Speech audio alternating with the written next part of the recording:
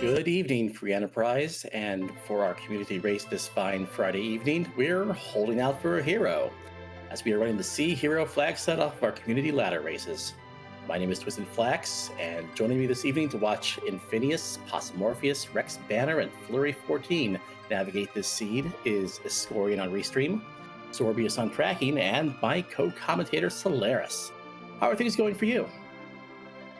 Hey, Twisted Flax. I'm doing great. Happy to be here. Love a CHero flag set. And tonight is going to be real fun. We happen to have four very strong runners, all featured on Restream. Notably, all four of these runners made it into brackets on our past Lally Ho League. And this is just happenstance. We restream all sorts of folks, but tonight just happens to be four very strong runners playing a very difficult flag set, or it can be, CHero. Agility being really important in this one, given that your hero always has agility going up because they're always gaining levels, even if they're dead. So I just think it's going to be a lot of fun. Absolutely. Of course, CHero flag sets can really, the difficulty of them can really hinge on who your hero happens to be. And tonight, we've been graced with the hero of Porum. Not the best, but certainly not the worst. I found a way to love really every hero that isn't that isn't Edward, to be honest, because Edward is just very hard to work with and has high agility. But Porum, of course, the Cursed Ring solves most problems late game for most heroes, but a Heroine Robe is amazing for Porum. J. Adams, of course, always useful, and can wear the Power Staff and a good set of bow and arrows, even an Elven Bow. Decent arrows and poison arrows with that. Really can get her online, and you want your hero to be online to be able to handle the ordeals room if that happens to be required, which on this kind of flag set, when you have to do all four, you're probably doing ordeals. Yes, you absolutely have to have that in the back of your mind as you're preparing in the early part of the seed. And as we see our four runners kick off, it's going to be a twin start, and Dark Knight Cecil gives a Darkness Crystal, very on point for him. And I think that's the random kit is the trap set kit. It's got hourglasses and an assassin dagger, which can take down trap chests pretty easily. The assassin dagger is a useful tool for agility, particularly. But twin start, I love a twin start. I mean, this is one of the strongest starts that you can have in Free Enterprise in general. They don't need any gear, they don't need anything, they just need to cast the twin spell. And the Darkness Crystal is a free character and shop check, so this should be a pretty powerful start. Absolutely. I definitely would not surprise me to see them make a beeline for the moons, who that third free character is for them. But actually looks like we're doing some looting before we do that. We got three people heading into the Watery Pass. Now there's Rex taking us to the moon. Yeah, both plays make a lot of sense to me. Going to the moon and seeing the moon shop, you do want some money, so going somewhere where the loot is strong. The moon does have Cave Bahamut is a good place to loot, but it's only got 4 chests. And really you can find armor anywhere, for instance, that sells for a lot of money, so I like the play of just looking for loot up front. Again, you still want that Heroine Robe or the bow and arrow or something to get Porum rolling. At least later on. So far, I think we've only seen a couple half-decent pieces of armor in the Watery Pass. The flag set that we used tonight has T-Pro on, so it will be weighted towards these out-of-the-way places like the Watery Pass in terms of quality of gear. Yeah, the two places to go typically on T-Pro are going to be here, or Castle Eblin's also really good for loot. Castle Eblin's a little trickier because of the 3 trap chests, so it can be a little bit slower, but I like Watery Pass. You just get your items. There's a Dancing Dagger I see on Flurry's side, and I think the rest of Infinius and Possumorpheus are both going to get those. Good for Palm to wear. Really good early game. Absolutely, that's an excellent item to equip and use as an item, not as the dagger. It gives you a few hundred damage output with it, so it's a really nice find, and early on in the seed can really carry you through the first 2 bosses. That shop is selling Odin, Cure 1, and was that eye drops? Not very good on the moon. Yeah, unfortunately, that is not the kind of thing we want to see when we try to check a gated shop early on. Between the power of the twin spell and that Dance Dagger, I see Pos Morpheus is ready to go ahead and start working on the key item checks in the Antline Cave. Meanwhile, Phineas is heading up Mount Hobbs to see who the character and boss fight is there. We do have a boss hunt on. We just want to find Mom Bomb. Otherwise, our other objectives tonight: liberate Baron Castle, and the two standard ones for this flag set: forge the sword. Won't be the sword tonight, but it will be a nice item for him. And open the treasury when we find the Earth Crystal. In Phineas finding the D-Lunars early, I actually love finding this as early as he did. I don't believe the twin spell is going to activate. Actually, no, really any spell won't activate their really annoying virus bounce script. They should be pretty easy to deal with right now, as long as they don't kill our twins, which actually might happen here. There's also, it gets a little weird when you have when you have three or more twins, who the priority is that kind of casts the twin spell and works off of their wisdom. It's a little unclear to me once it's three or more players, but Phineas gets through that pretty much no problem here. It's an excellent use of the twin command there, since you do want that strong AoE attack to attack both of the Lunar Dragons at the same time, so that's a really good use of that special ability. Over in Pos Morpheus' side, in the Antline Cave, we just dealt with the Karate boss. Not exactly the boss you would have find this early, but you're still happy to get yourself rolling, getting a key item out of it. Yep, and I believe Pos Morpheus picked up a cursed ring from Antline. I'm not sure if the other two that went there, if even the other two around there. Good for him to have. Yang on the Moon, not super useful right now, but Yang's always like pretty. He's always okay to have, I think, in your party. I mean, it depends on the flags, but especially in T-Pro. And we also see Rex Banner in the bottom left, looting Castle Eblin. This is the other place I named. He's already seen a couple of the trap chests. If he finds all three of them, he'll be able to loot this place with impunity and hope to spike a heroin rope that I don't believe any of the other runners have. I haven't noticed if we pulled any of them yet. We did find a ninja hat there. That is an excellent piece of gear in CHero because it does give you a little extra agility boost. And when you've got a character like Porum, who you either want to curse below, sort of into the single digits on the Z fight, or get up to a level 28 agility. Getting that little extra boost will make the final Z fight a lot more doable.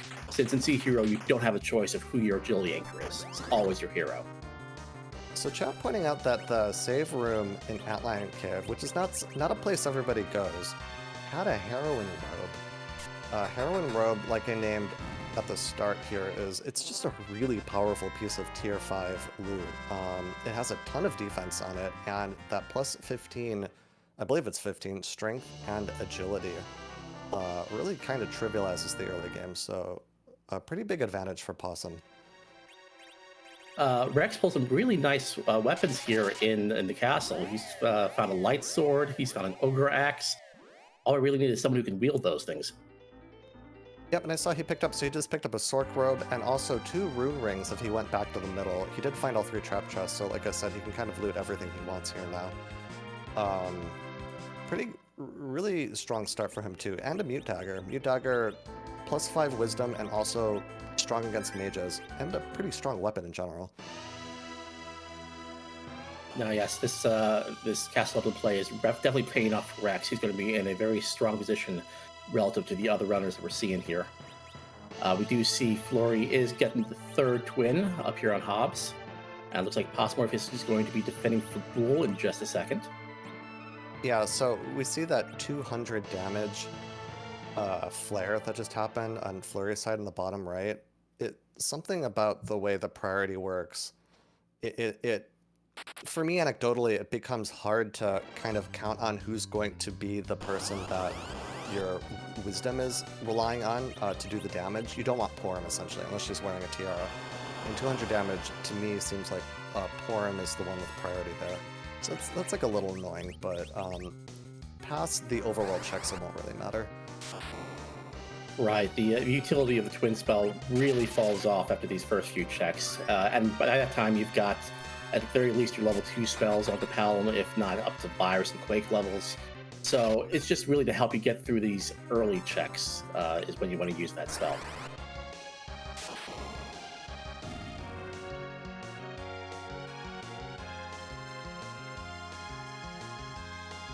We've got the Leviathan here attacking the Bull tonight. Phineas is through. Morpheus will be through pretty shortly. Looks like he's got this fight well in hand as well. I say that just as one of his Palums eats an ice spell.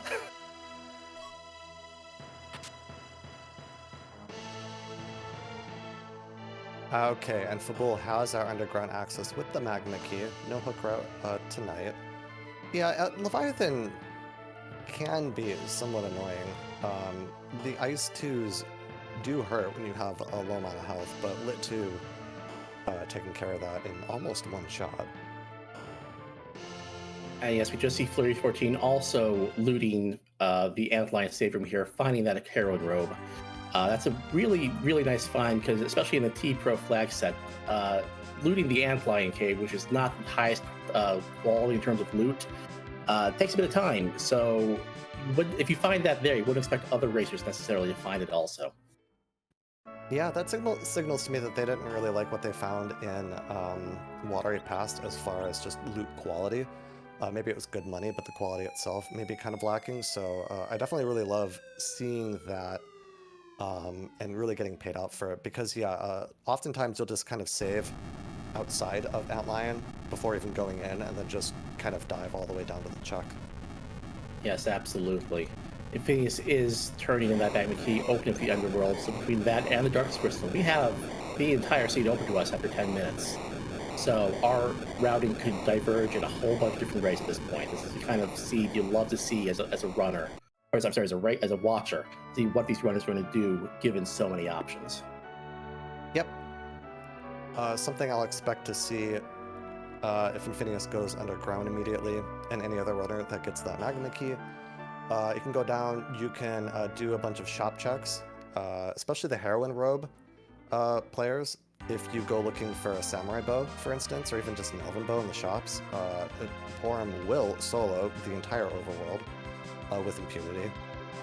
Don't even necessarily need to do that, though. Can also just look for the Fame Arch item and the get your freebies out of the way, essentially.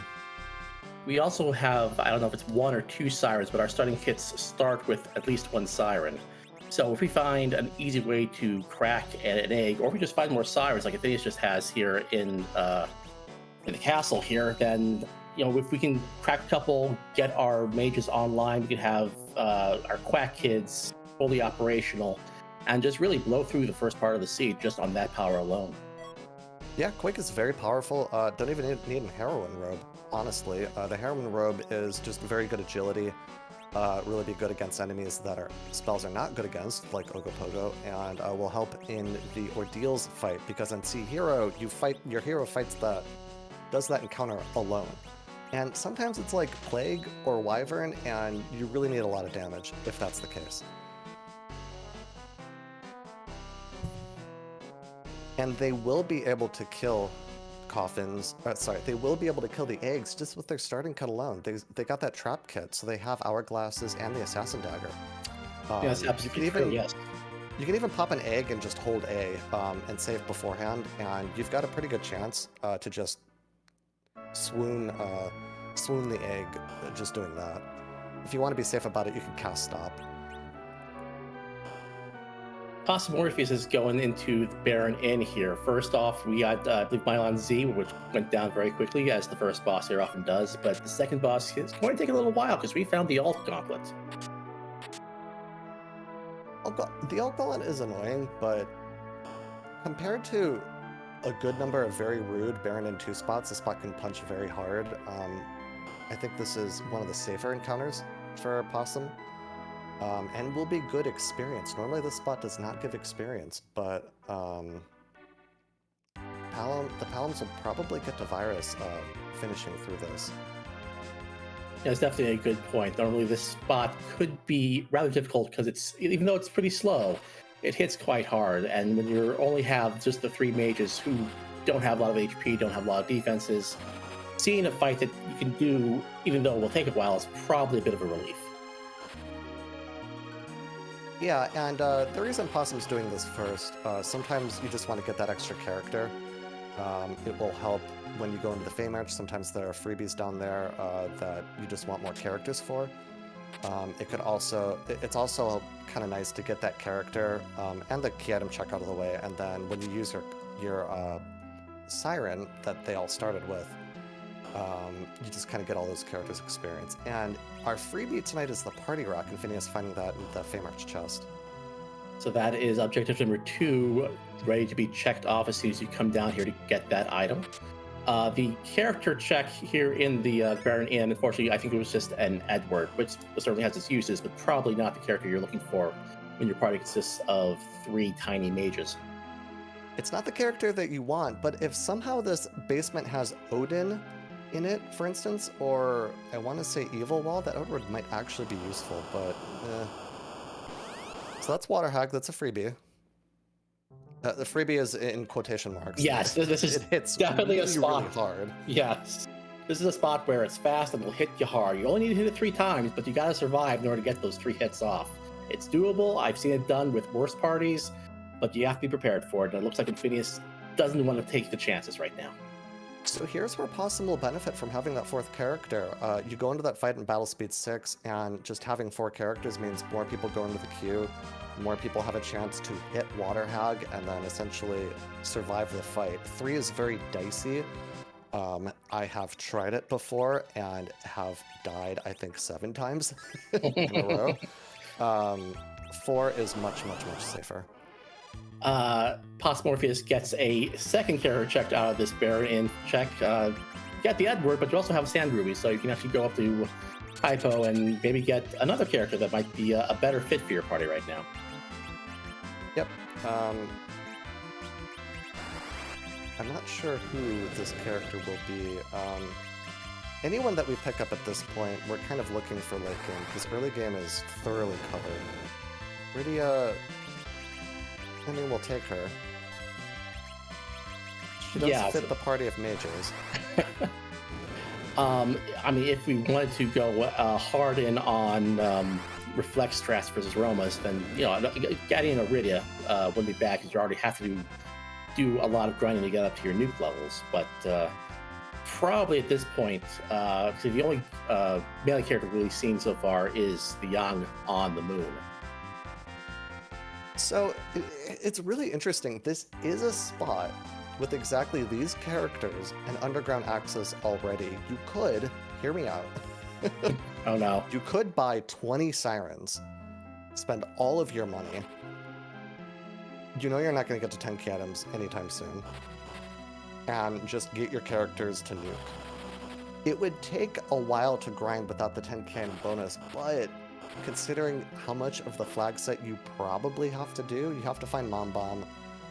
We do have the Earth Crystal, but we don't have either pieces of Forge. There's a lot of the seed left to do. You could grind all the way to nuke and just blow the rest of the game up.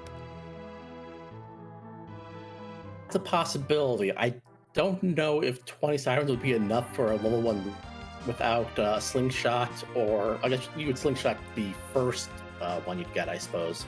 But beyond that, because I know she needs, I believe, exactly 1 million experience points to get up to nuke. So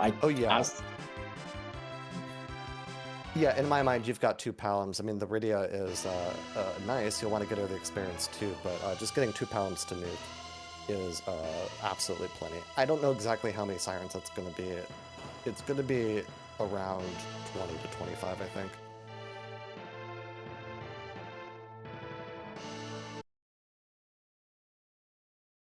Palm, of course, needing quite a bit less experience to get to that level 52 for nuke, which is funny because Rydia needs to get to level 50, but it's the experience curve on her that is really kind of hampers her as a mage, given how much experience she needs. Infinius did the Sheila 1 check, gets rewarded with the Adamant, which is half of our first objective, so that's another required item in the bag. That's good to know. That is getting closer to, I'm going to call sudden go mode. I mean, you open the treasury, let's say Zot has the Legend Sword and Mom Bomb. There's a world where that could happen. Suddenly, you would just be a Baron key away from go mode. That also could happen. Um, Very interesting.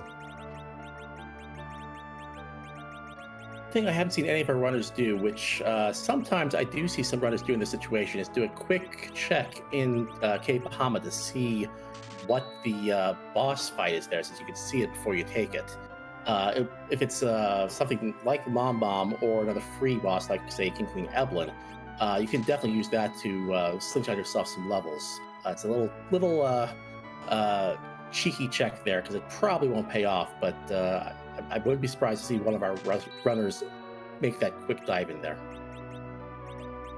Yeah, it's good knowledge, and it's exactly the kind of play that I think is really good in a big group race like this, where you're kind of looking to find an edge where you do something you think your other opponents won't do, essentially.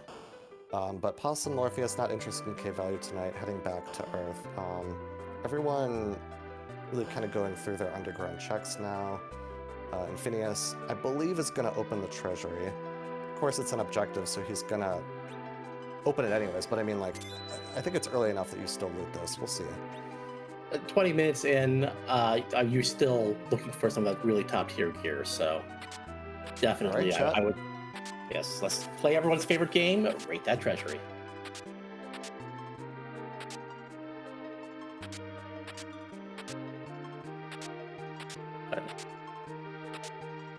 Zeus got us right off the bat. We found an elven bow. We found Elven bow and samurai arrows. That's pretty good. yeah. Not mad about that treasury at all. I mean, the problem is that we currently have, I believe, a whole bunch of mages, a Yang, and an Edward. So Zeus Gauntlet isn't really giving us anything right now. The bow and arrow is pretty nice, but otherwise, for the moment, I'd rate it about a 5. Yeah, it might be about a 6 at the moment. Silent Staff is useful for Porum.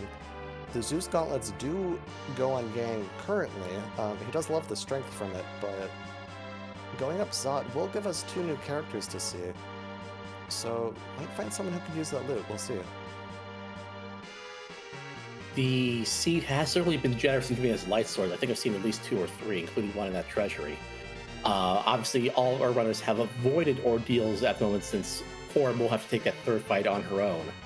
And without a strong incentive to go there, like a Tella or a Cecil, I can definitely not see them fading them until a lot later. But if this ends up being a Cecil as one of these 2 characters, that might push Phineas to do that check right now. Yep, definitely. But for meanwhile, these Palams are just going to kind of quake through most encounters that he finds. You see Rex and Flurry cracking some eggs right now, getting their Palams online, at least up to Quake levels, I'm sure.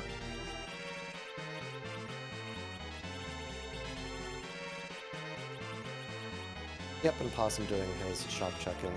So while our runners are sort of crossing each other's paths, I do want to shout out the restream team real quick. We've got Escorian doing the restreaming. We've got Sorbius and tracking, and then of course joined here tonight by my co-commentator Twisted Flex. All amazing people. Go follow them.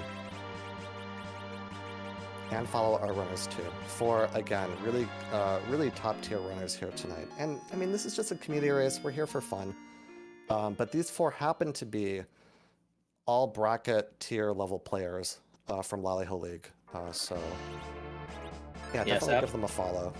Absolutely. If you're out there, learning the ropes of this game, you could do a lot worse than watching these 4 players stream, because you'll learn a lot very quickly by watching them. Yep, definitely. Okay, I have a question. How many sirens did Possum buy? I think the answer is lots. I think Possum might be doing the play I was just talking about. Now, I'll say I'm not that surprised, because Possum is the person I have learned this play from, if you've ever watched him stream. This is a fairly common play for him to make. Now, it's interesting because with exactly Zod available and the 2 characters, we might find characters that don't fit with a mage strategy and could see some real divergence in party strategy, but I know I like the idea of mages on CHero, especially when you don't have a curse ring, because it's easier to control them than it is berserkers at Ceromus. Though with a possum hero, it's not really going to be that bad at all. Either strategy works, but yeah, I don't know. We'll see what happens here. Yes. We do see the Cane as the first character check here in Zot with either the Elements boss or Rubicante waiting for us in Dwarf Castle. We did find possum hero. Freudian slip there. Yeah, that's a Freudian slip. And is this even randomized? It's a Cane and a Rosa here at Zot.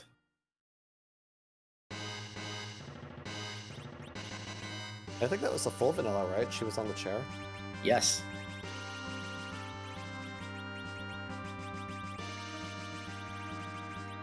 And yeah, with that Gungnir, the Zeus Gauntlet, that pivot into picking up Rosa and Cane doesn't surprise me. No, not at all. I'd like to reevaluate my rating of that treasure now that we found a Cane. And a Rosa goes up to a nice 7 from me. Now, Infinius doesn't have that heroine robe, I don't believe. Rosa particularly would love that, because then Porin can still, later in the game, really be the white mage, and not be so fast as an anchor, but Infinius' team's still looking really strong. No, he's definitely pivoting to a more traditional hybrid strat for the Z fight with that party composition, if not just a straight melee attack strategy. Here is the Odin up here in second spot at Zot. This Odin's not going to have a good day. We've got 2 characters that have Lit 2 or Quake. Both of them really do it. Only 6,000 health here, I believe. Yeah, this will go down real quick.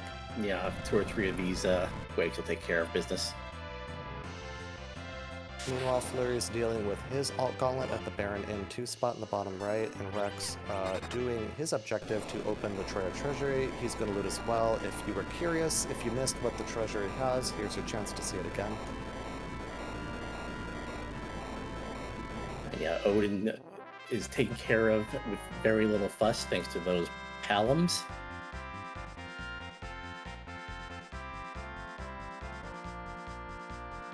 Oh, and the Protect Ring. I missed that. That is also a really good piece of loot there. And the Dragoon Shield.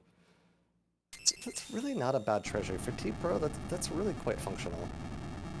I mean, especially knowing the Cane is there.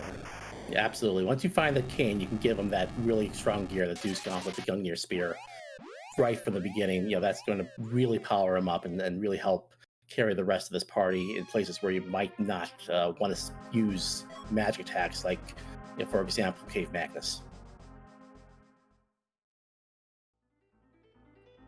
Yeah, Possum meanwhile, not even having the Earth Crystal, once he does pick up that Feymarch freebie is the Earth Crystal, and if he chooses to do Zot, he might fade it. I would expect he would fade the Treasury, because his mages don't really need the gear.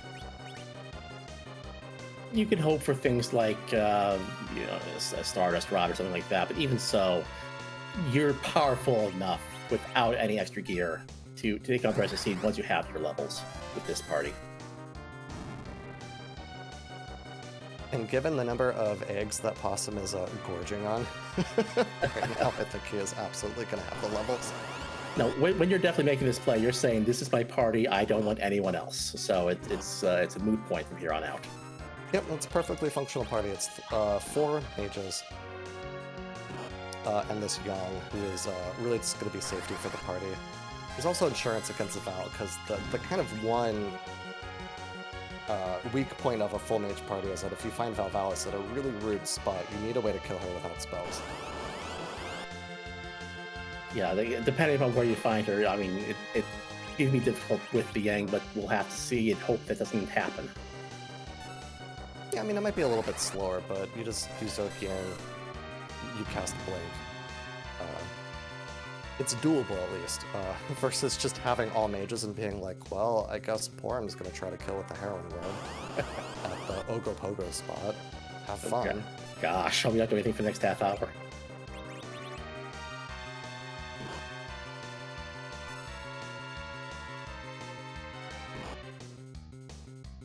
Rex Batter on the bottom left fighting King Queen Eblin. What check are we at? Do you know? That's the opening Zot boss.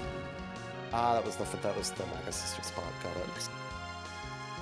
It's a little frustrating to see that freebie early, but of the two boss spots, like this is the harder one often. It has more health anyways, so not really too mad about seeing that there. Yeah, it's always the thing with those early, or let's point mid-range boss checks that have these supposedly free bosses in them is that you'd love to see them, say, on the moon, or the much more difficult ones, but you're always happy to find them rather than them being stuck somewhere you're never going to go. Meanwhile, are we obligated to, like, talk about eggs now? I do love a good breakfast. I am always on board with breakfast food for dinner, so yeah, absolutely. Breakfast food at all times, really. Except, I found out somewhat recently that I am either allergic or intolerant to eggs, which is really sad because I love eggs. That's unfortunate. We do see Flurry making a new check. I believe this is a new check for us. This is Mon Ordeals. Yes, he is the first one to be climbing it. Apparently happy enough with the equipment he's got on his forum. Is, once again on the CHero flag, your hero is going to have to face the boss in the third spot here in Ordeals inside the mirror room by themselves.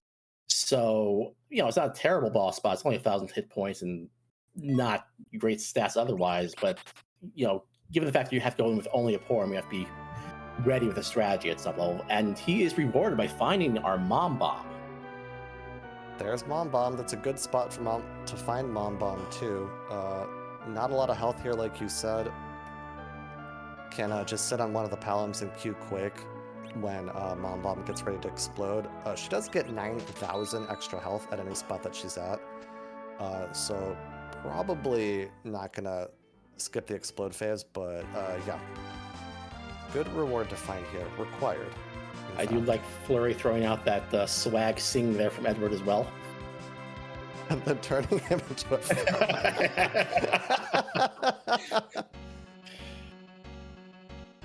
Can't sing anymore, you have to croak.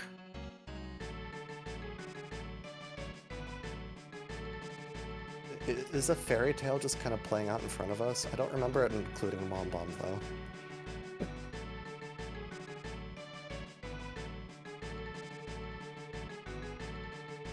Yes, there's the explosion. We're going to get a, hopefully I don't know what he's doing here.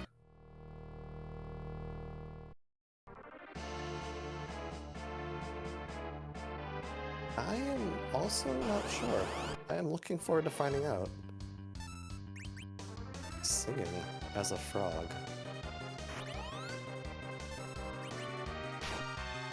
There's the quake. The Song of Toad. I didn't do anything though. Does it turn enemies into a frog? Things I didn't know about Edward. Yeah, I'll be honest with you. I have never used the sing command in Free Enterprise. I have not studied what it can do. So, if he was trying to show off some very obscure tech, unfortunately, I don't think it did what it was supposed to do. I still appreciate the effort. It was incredible to watch. I'm still glad we experienced it. Also, by the way, I'm just processing. I want to process the names on Possum's screen. Quake, Quake, Fist, Coffin, and then Coffin and all exclamations. I guess it's just what he thinks each character is best at, which I think tracks given his very public antipathy towards Porum.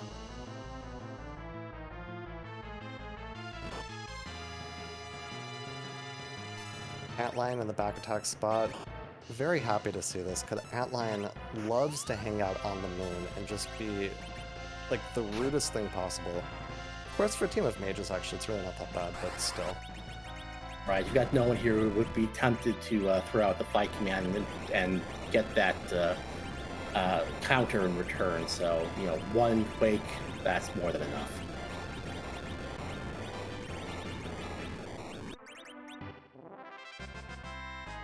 Antlion down for Infinius also. We will see them save here, most likely. And then, again, Porum is going to go into this Ordeals fight alone. Flurry does not save. Most fights are not going to be a problem. Again, like Wyvern or Plague can be somewhat troublesome if you don't have a way to kill like fast enough. Wyvern on this flag set does Witchburn, which means Wyvern could cast literally anything from Lit 1 to Odin to Big Bang or Meteor. Right. Normally it's a better spell than the Mega Nuke, but there's always that weird case where it just shows up and just throws out the Big Bang, and it's like, well, that happened. So we find a CPU here. This is free. It's a little slow. And by a little slow, I mean not really. Porum's got a pretty good weapon. I think Flurry's Porum, yeah, probably has that heroin robot. You just don't want to accidentally kill both orbs, which can happen if you just hold A and accidentally attack, because that Porum would die to the Glib 199. But yeah, CPU goes down. No problems. This is definitely a fight you're happy to see here. This is never a dangerous fight, but it can be very annoying in some large HP pool places, because to chew through the CPU's hit points without being able to use, attacks like Quake or Nuke that it has to reflect on would be pretty difficult for a party of mostly mages, like which most of our runners are using. This is also notably has the vanilla legend sword to it. That is Forge. Once our runners sort of kind of cross each other's paths to, for someone to have both, like Infinius now does, that's just Baron Castle from Go Mode now. Right. We are one key item because we have our access to Z. We have all other 3 objectives ready to go. Are you tempted to go to forge whatever the item is that Porum will be granted this early? It depends how much money I think I have. The weapons for Porum they're great mage sticks, but kind of early game, I don't think they're anything super special. I don't think they have a lot of attack power to them, for instance. They are good. They're both life staff equivalents. I believe she's got 2 of them. I think my one thing is if I wait for a little bit of money, then I can check Coco Shop and purchase something. But it's really not, I don't think, the most important thing. You kind of route it in when you can fit it. The items, one of them has a attack power of 50, one of them has attack power of 80, so really nothing to write home about if you really want to use them for like bonk stick purposes. Otherwise, they'll give you like 15 will, and if you use them as an item, you get either a heal cast or a wall cast, which not terrible, but rather niche uses. Yeah, it's the Ashura Rod and the Nirvana, I want to say, are her weapons. Regardless, what you said that they do is correct. Power Shirt, White Staff, both very good for that cane, particularly. Right, I definitely want to get a Power Shirt here for that cane. The White Staff, compared to the Gungnir, is a slight improvement, but probably not worth the cost right now. Yeah, I agree, and Phineas definitely agreeing with you as well, picking up that Power Staff. Thinking about other things to sell, might want that Moonveil. Yep. Moonveil is kind of a get out of jail free card. Puts up that important barrier status, which makes you essentially immune to. Yeah, I don't think they're going to run into any cases where they can't take a boss and want to use that Moonveil as sort of a, like you said, get out of jail free card, but it's always just to have one in your back pocket if you can afford it. Honestly, if it were me, I would buy it and then completely forget about it. That's just what I seem to do with that item. Yeah, I feel you. I do pretty much the same thing. Alright, and we see Possum finally out of that grind, going into Dwarf Castle, finding the Baigan as the first boss fight. Dwarf Castle makes sense, you're looking for that Mom Bomb still. You don't care about the character necessarily, but it's 2 boss checks. Right, we know the second one will be the either Elements or Rubicante. In either case, won't be any problem for this fully powered up party. This is one of those theoretical situations that you love to see as a watcher. You have one person who has spent a good 15-20 minutes grinding up their characters. You've got a Yang with 4,400 hit points. You've got a full complement of spells on your Palums. You want to see if it was worth the investment of time compared to the other runners who didn't spend that much time grinding. If all that power will catch Cosmorpheus up compared to all the rest. Yeah, it'll be... I love that point that you made of being able to really see in real time, you know, kind of one strategy versus kind of the more traditional strategy here. Now, I think a thing working against Possum is that normally this flag set goes very long. You have so many things to do, so many key items to get, and you have to do all of it. It's not like you only need 3 or 4 objectives, but we only need the Baron Key. Now, it really is going to depend where that Baron Key is. That Baron Key could be hidden at the Crystal Sword altar, for instance. And, Possum is really the only one really well set up well to go to the moon right now, for instance, versus the rest of our runners. So it could still be like hunting for that one key item could take forever. My point here is that the longer the seed goes, the more it's gonna, I think, be in Possum's advantage. Yes, I absolutely agree with that assessment there. And you see this right through the second boss there. No problems for Possum. We'll be getting the key item from this location very shortly. And looks like we've got Phineas following up. And Rex as well. It was a Tella down here, by the way. I don't think anyone's interested in getting a Tella on here. It would be a possibility if you were still looking for an anchor, but of course, the CHero, your anchor's been chosen for you. So, yeah, no Tella for anybody tonight. Just a white shirt from Dwarf Castle. That is one big whiff. White shirt's, I mean, really good. It's a really good piece of gear for your Porum. Will really help her at the Z fight, but it's not what our runners wanted to see. Finding Charm Rods, buying 3 of them immediately, and Thunder and Ice Claw. This is the this is the mage shop. Yes, Yang is a mage. Punch mage. Mage, yes, that's why he gets better with levels, just like a mage. And he exploits elemental weaknesses. And by elemental, I mean thunder, ice, fire specifically. Well, Charm Rods are an excellent find for your black mages here.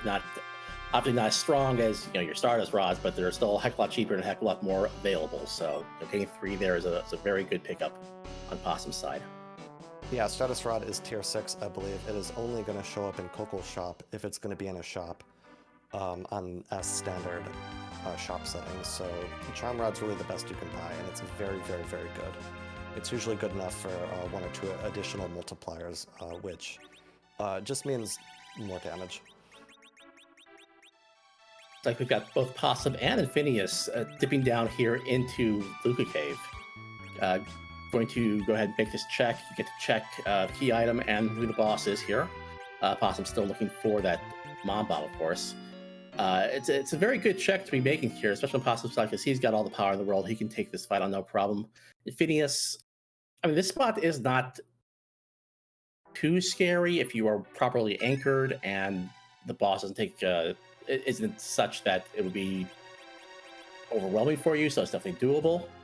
But then again, you also get to see the key item before fighting that boss. So if this winds up not giving you progression, it's a quick reset back up top, and you're on your way. Yeah, the spot doesn't punch very hard. It only has 20,000 hit points. The really only trouble would be something like the Magus Sisters. It does have a very high magic attack stat for this spot. So that would kind of be trouble, but Porum is slow enough that really everybody, including the boss, will be slowed down. This is a very, very, very fast spot. But I think there are a lot of bosses that won't really be trouble. If we even want the key item, we'll see.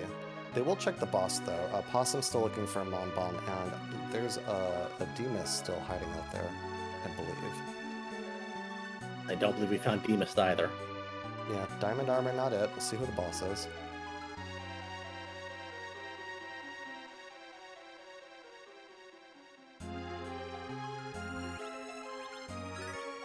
And it's just Dark Elf. That's an immediate reset, but it's out of your mind. You've done it. Never have to come back.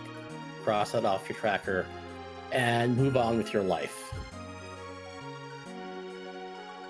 We'll have Phineas and Rex Banner getting the news as well on their side pretty soon. Flurry is right behind them doing the Dwarf Castle check. Cosmorpheus is going to be going down here to the Fame Arch. It's his first time down there. I have to imagine that he's going to be taking on um, the Water Hag, no problem. I don't think anyone's shown us what the Lunar Sparkle boss is there in the Asura spot, though. So we'll be interested to see if he wants to take that fight. He will almost certainly take it at his levels. You wanna, when you come down here, just deal with the Fey March once and never come back. It would have to be a Wyvern casting something incredibly rude that makes you think like, well, I hope I don't need that. I hope I don't need to kill that. But like, Ogopogo would also be annoying, but really wouldn't be that difficult. I can't think of a Lunar Sparkle Possum couldn't handle at this point.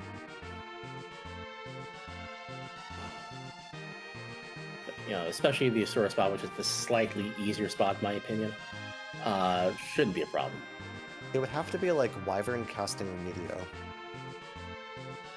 Which can happen, by the way.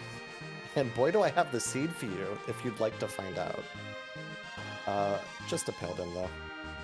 It does punch very hard, but it only punches one character at a time, and Nuke is a powerful spell.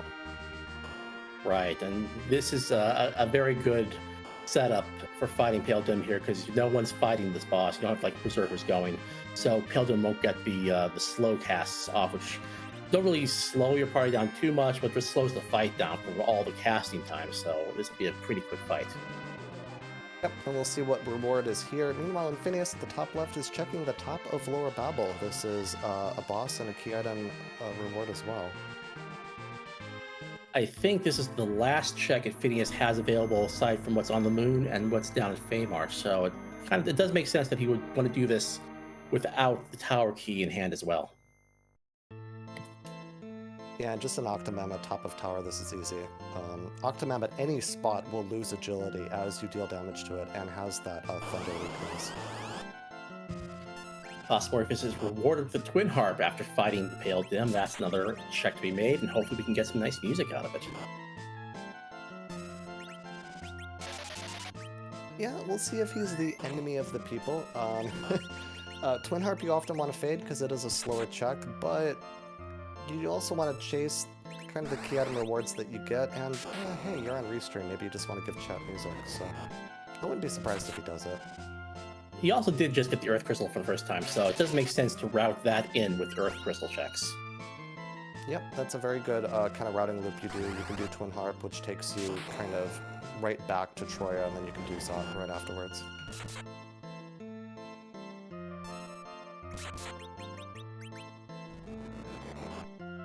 And someone in chat asked about Wyvern casting Meteor, so it's Witchburn on CHero. Wyvern can cast a wide array of things, and there is a seed that I have personally experienced. If you go into our Discord and go into Clips and Seeds, I replied to it. Normally, the seeds, we put everything under spoilers, but I did eventually reply to it and say, no, this is a Kane hero with a Wyvern casting Meteor in a spot that you have to kill. Have fun. I will say there is a way through it. We found multiple ways through it, but not easy. Yeah, that just highlights what a interesting and very friendly location our Discord server is. You know, we have a whole bunch of people out there who are willing to help theory craft any sort of mean and terrible situation that NEC can throw at you. So if you ever have any questions about a seed you're running, or any issues you're having, please drop by our Discord. We're always happy to help answer any questions.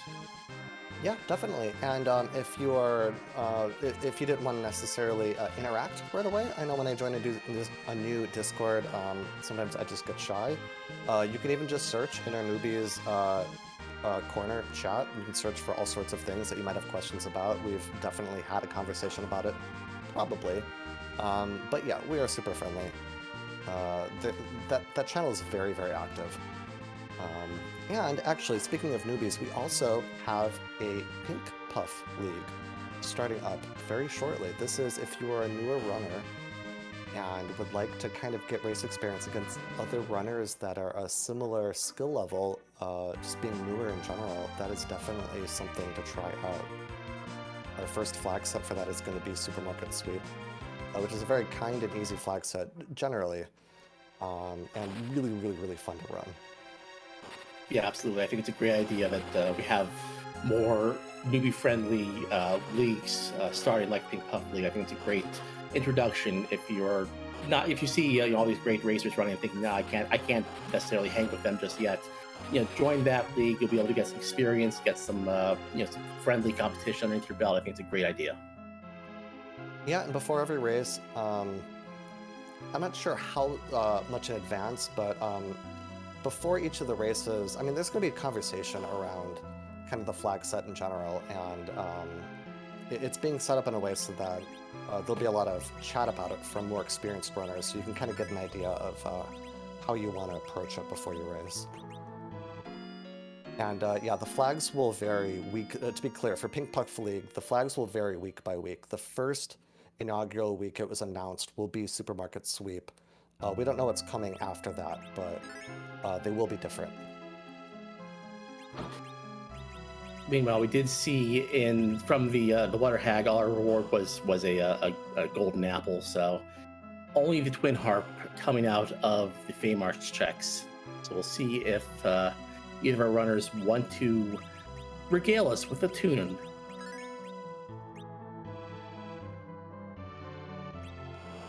Yeah, Morpheus is just doing the ordeals kind of beforehand. Makes sense to me. Again, it's 2 boss checks, and now really at this point, Porum is not scared at all of anything that could be in that mirror room.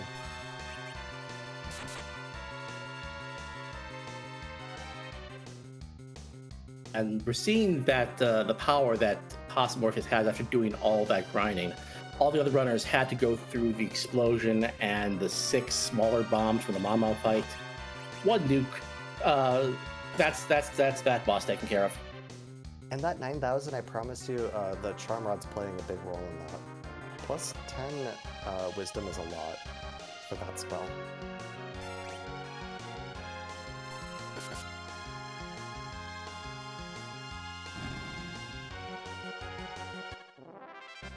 The fight at the top of the Tower of Babel here rewarded us with the Pink Tail, which a very nice item. We can trade it in and get a really strong item. Adamants are not on for this flag set. We'll get another tier 7 item instead. The only problem is that we do need to find the hook in order to turn it in. So right now it's not doing much for us. Yeah, might never turn it in, really depends. It really depends where this seed goes. What I'm curious about is when our runners are going to start running to the moon. That could be a big point of divergence. And as I say that, Flurry touching down at Mysidia. Yeah, it does seem that most of our runners are avoiding those checks at the moment.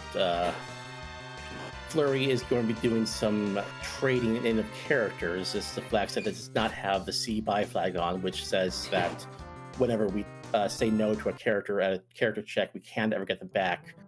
When that flag is off, like it is here, you can go back into the observatory here in the city and grab those characters from at the power level that you left them at, which is a nice little way to trade your party around, change it around, get it to whatever power you want.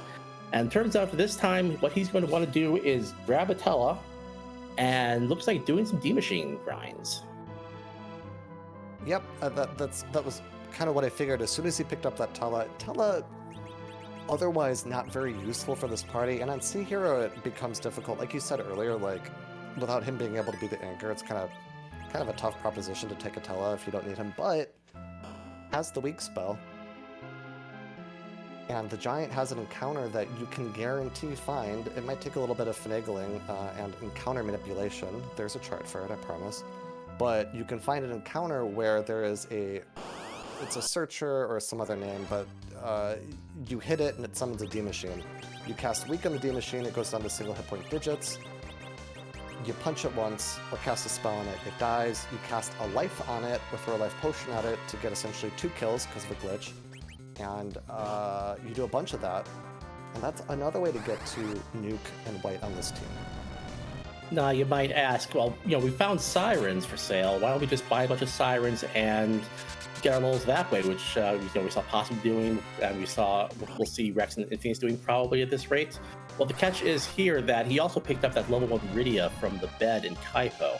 And the way that levels work in Free Enterprise is that if you are 5 levels below the median point in your party, which Rydia qualifies for, she will get double experience. And when you can get all your experience just in one fight, like in the D Machine fight, she will be it's a lot easier for her to get that million points of experience that we were referring to earlier to get up to that nuke level. Yep, and I remember this exactly from 3 Stone because there was a lot of it on table flags. 12 D Machine kills gets a level 1 Rydia to nuke. I expect Flurry will do more because, well, actually, I'm not exactly sure what Flurry is going to do, but he may be incentivized to do more because if we do 21 instead, that guarantees nuke and white on his other characters. We'll see which way he goes, but what he's doing right now, he reset to kind of reset the encounter manipulation, and then he's looking off of a chart that shows you where you get the encounter on screen, lets you know where on that chart that you are, and then once you know what that one fight was, you know within like 2 to 4 encounters is going to be your D Machine. So I think this is his 4th, and he's not running away, which tells me that this Searcher, when hit without the beamers there, is going to summon the D Machine. So he's found the fight that he wants. Yeah, one of the most important things about this fight is that this is a very advanced point in the game with very strong enemies. However, all the enemies in this fight, if you can manage it correctly, will only do percentage-based damage. So even though you have a 30 hit point Rydia, you see there, it only takes that beam attack will only take 10% of the hit points. The fire attack from the D Machine, I think, only takes the 25 or 30% of the hit points. Either way, it is all manageable so that even at low levels, you can take care of this fight. Yep, you have to keep a certain number of things in mind. The turn order is important because you want the character right before Tella to summon the D Machine. The D Machine will only cast fire on its own, but if it does it enough times, you will still die. You don't want to punch the D Machine before weak because it will counter an attack with a physical attack, which will kill any of his party members. And Tella needs to be in the middle, which he has, because sometimes the weak spell from Tella could miss, but in the middle you get an accuracy bonus. It's 25%, which the way that the math works, it's guaranteed essentially. So weak won't miss there. And sometimes the turn order, especially with that level 1 Rydia, could jump. He put on the Dragon Whip on her, which gives her additional agility, which will help her not get skipped essentially. Because you really want that consistent turn order, because if a character takes a turn you don't expect, and then suddenly you take more fires than you expected, you could easily start dying. You really don't want to do that. Right. This is a fight that is very easy to go poorly if you make one false move. So you have to be very careful with it, especially when you're first learning how to manipulate it. But once you have more experience underneath your belt, then it's more of a case of just making sure that you don't accidentally make any mistakes by almost by sort of losing focus, because it is such a rote fight, a rote manipulation of the enemy scripts that, at least from my perspective, from what I've seen, you can just accidentally press fight too early and really mess things up. But I have full faith in Flurry will not succumb to that sort of thing. Yeah, CHero can throw a wrench into it because it isn't the agility you exactly expect. But in the meanwhile, I see a certain Dark Elf in the Luca Cave on Infinius' screen at the top left. We are going to get our music check here. We have over 260 something songs, I think. Mostly done by Calamity, others done by other community members, but it is a random song. They're all amazing, and I'm going to shut up so you can enjoy.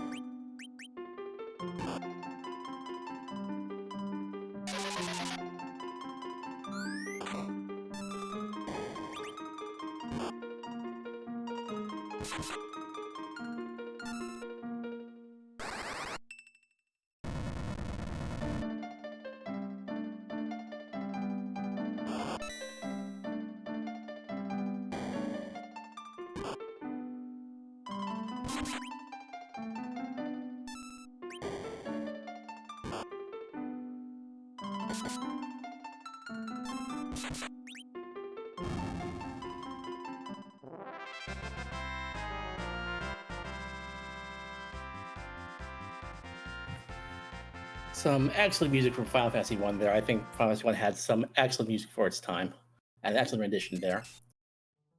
Meanwhile, Yeah, Rex that has found Demist hiding out in the waterfall there, available from the opening moment of the game, and got a rat tail for his trouble. So if we find a hook, we can turn on both tails at once. could be very important. That rat tail could be holding that Baron key that we need for go mode. We do, of course, need a hook first to know what it has.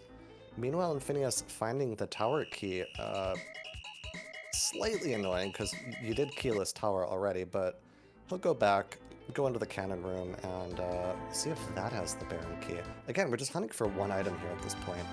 It could be anywhere. Morpheus found Rubicante in cave value, and I didn't see what value was came from that cave, but given the fact that nothing new has been lit up, I can't imagine it was anything very, very valuable.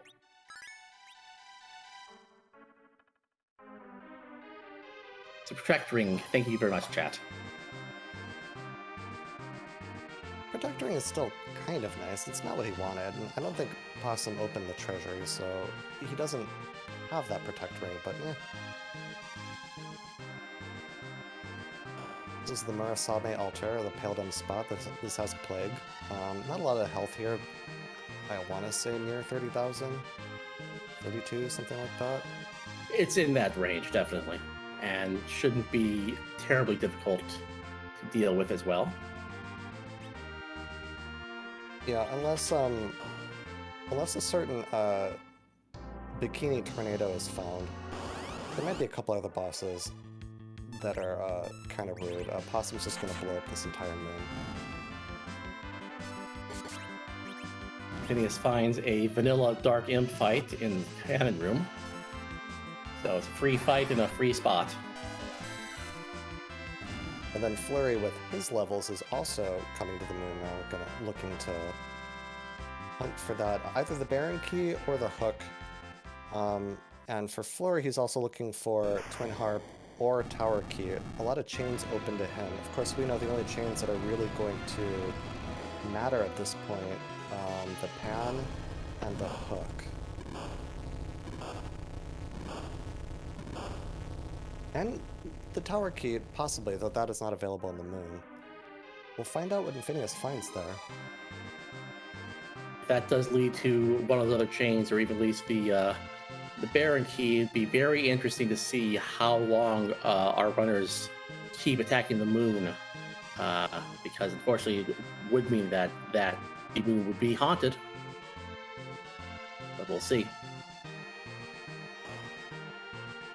These chains can get really nasty sometimes.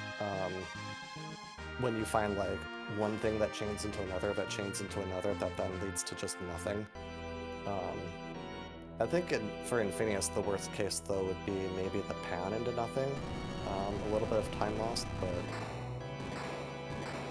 Right, looking at what's left right now, really the only potential rabbit hole left is the Pan, because everything else is either not a check or the Baron key.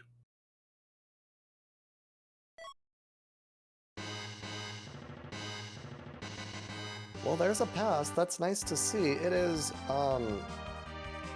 maybe a little net neutral in time, but it'll let Infinius go to the moon, clear out the entire moon when he wants to, and still feel kind of good about having cleared it, and then come back to Earth, and then only need to go use the pass You could use it in Troya, and that'll take you straight to the Zoromus fight. Yes, it saves you this walk down that Possimorph is currently doing at the end of the game.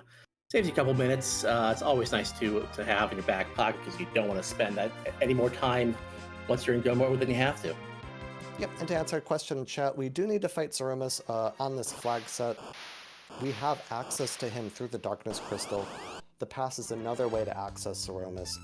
Our runners are looking for the Baron Key to be able to complete all 4 objectives, which will reward the crystal that lets you actually do the fight. So that's what we're looking for at the moment. And to answer another question in chat, Demist has been found, actually, as we see here at the waterfall.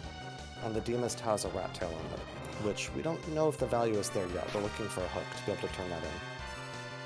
Possimorph finds the guards fight up here in the ribbon room. This is a fight that has a huge amount of experience behind it, and these are enemies that can be life glitched if you so desire. So if you are still waiting to do your grind and you come to this room, you can get a lot of experience here. There's that Baron Key. That is go mode for Possum. I'm checking to make sure. Oh, he just hasn't opened the treasury room, and he doesn't have the pass, so he's going to run to Baron Castle, do that, open the treasury, and then without that pass, he's going to have to come back. But that is go mode for Possum. He's just going to have to spend some time kind of getting through the rest of what he needs to get through. Meanwhile, we also have Flurry, who's in the same fight, getting the same Baron Key very soon, will also be in go mode, so those two will be right behind each other. It'll be a question of whether or not Flurry wants to get any more levels, but as we see right now, he threw out a life pot to do the life glitch here in the guard fight. That'll be, I think, somewhere on the order of 300,000 experience if he has 10 key items. Doesn't look like he has enough. Anyway, it's a lot. I'll probably tip him over to what he needs to get to the end game levels. Just short of Nuke. He got to Meteor on that Palom, but not Nuke. We'll see if he wants to. He might do a Siren back on Earth just to get to Nuke. But anyways, that is also go mode for Flurry. And Flurry just needs to do Baron Castle and then, of course, come back to the moon, because he does not have his pass either. That fight, by the way, I want to point out, hilariously free from the start of the game. we started Darkness. Hear me out. We started Darkness, and we started with the Trap Kit. That enemy there is at RA1, Relative Agility 1, so this is kind of agility shenanigans, but I believe that if you Hourglass that fight immediately, maybe not like immediately you go there, but with enough party members, you go there, you use the Hourglass, and then that Assassin Dagger, it can proc. If, because I think when the Hourglass is used, the proc is based on the ATB, kind of how far it's progressed, and that freezes when you use the Hourglass. So that Assassin Dagger can proc a Swoon, which could kill those guards. I mean, it's very unlikely to do, but it technically, somebody could have done it. I think you're absolutely right with that logic there. I think that's how it all works, yes. Might be one of those Hail Marys on the big group race, or like, you know, I'm in a community race, this is just for fun. You know, I'm just going to go to the moon right away and see what happens. I have certainly seen players make moon dives with equivalent amounts of power, so I wouldn't have put it past if one of these runners was feeling very cheeky and wanted to take a punt on it.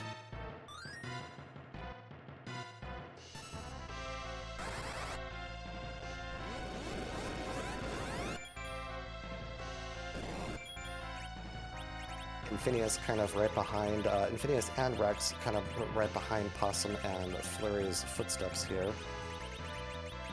Infinius is taking some Gold Dragon, so he needs to do a grind himself.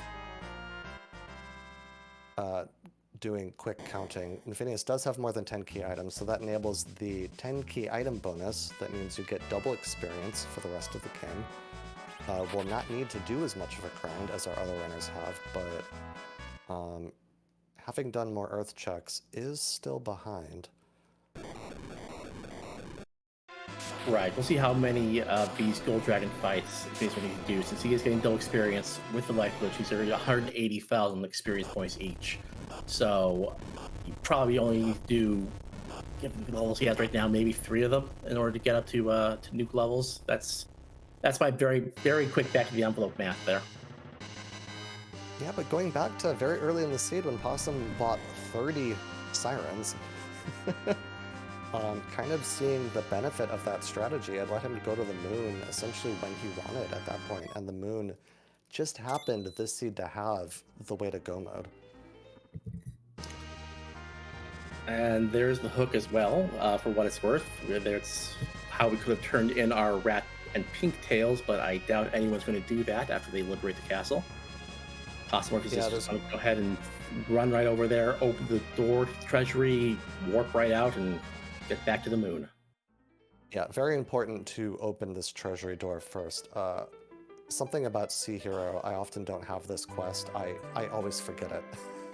Especially when I have the pass, which is at least not as bad than running to the moon without opening this, but it does help to have your crystal when you go to Zoromus. Yes, I can definitely appreciate that. I've gone to Thrombus a couple times and forgot to turn in my last objective. I was like, crystal, where's the crystal? I know it's somewhere in my treasury. Look, look, look, look. No, it's missing. Ah!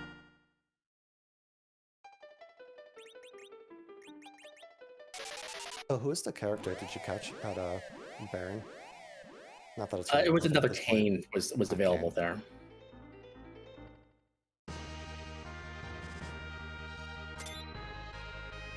So yes, Cosmorpheus opens up the door, doesn't want to check the treasury, and at this point, there's very little that he would find there that would really improve his power levels, because he's got his characters with full levels. He's got all of these objectives checked off. He's got his crystal. It's time to go ahead and fight Z. Yep, he's just gonna nuke, white his way through that fight.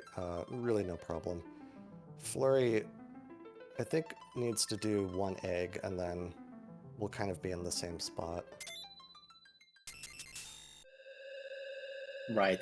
In addition to the 4 runners we're seeing here, we also have, I believe, 8 other runners playing off stream. But so far, no one has completed the seed. So Cosmorpheus is in pole position to take the full race right now. Yep, we have 12 people in this race right now, and nobody has finished yet. Now, of course, somebody could come in between now and when Possum is done, but at the moment, he is in a good spot to win.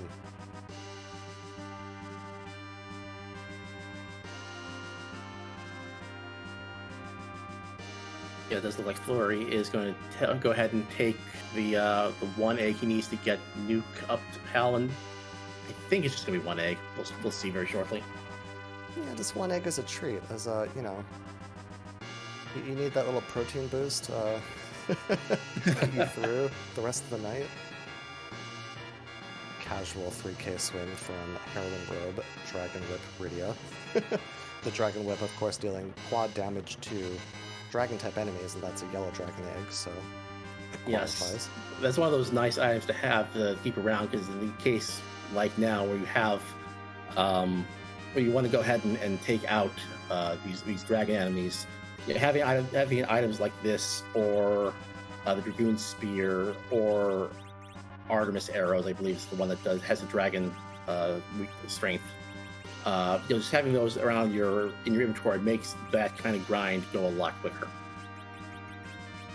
Yep, it's always nice to be able to just hold A, essentially, at that fight. It's a lot faster than having to menu. And you're not waiting on animations like for Quake or even Virus. Now we see Possum put on the Heroine Robe on Porum. Of course, our Zoromus fight is going to have some agility shenanigans to deal with, but Possum very experienced at this CHero flag set. I don't expect he's going to run into problems. And I think now's about that time that we're supposed to see, like, some flags, maybe? In shot? I think they're coming out, yes. Those Z question mark flags. What does that mean? It means Z? Z? Wait, no, Xeno is the next. My go-to is always the Mylan Zed fan club. That's a good one, yes. No, I think it means that we're going to find out who Zoromus is hiding as tonight, in much the same way that we randomize our music from a pool of songs. We also randomize the sprite that Zeroma shows up as. We have a pool of, I always forget the number, it's somewhere around 700 at this point, of different possible forms that Zeromas can take, and we'll see very soon whose butt we're going to kick tonight. 528 or something like that, maybe? It's a lot. It is It's a a very lot. large number. Yes. Very large. And Mostly seemingly done growing by every the time we watch. wonderful. Yep, mostly done by the wonderful Skull Kitty. Some of them done by our developer, lead developer, Boardface.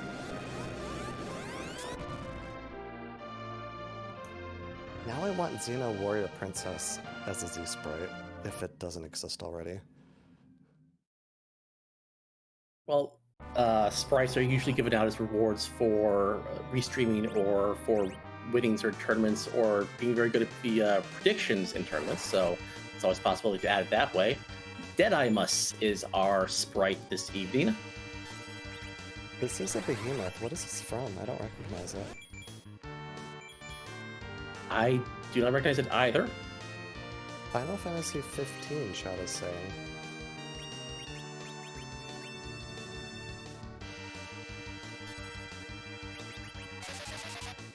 Oh, that you fight early on. Oh, I don't remember it for some reason. I played through that game, but it's a great rendition of a behemoth, so I'm very happy with it. It's always strikes me just the excellent work that that Scala does in order to get these to fit within the 16-bit palette. So yeah, always excellent work.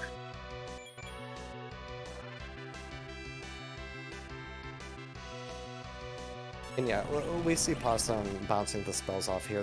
The thing that makes this really doable, even without like an entirely RA1 setup where you have a very slow anchor, is all the mages are relatively the same battle speed, or not battle speed, agility.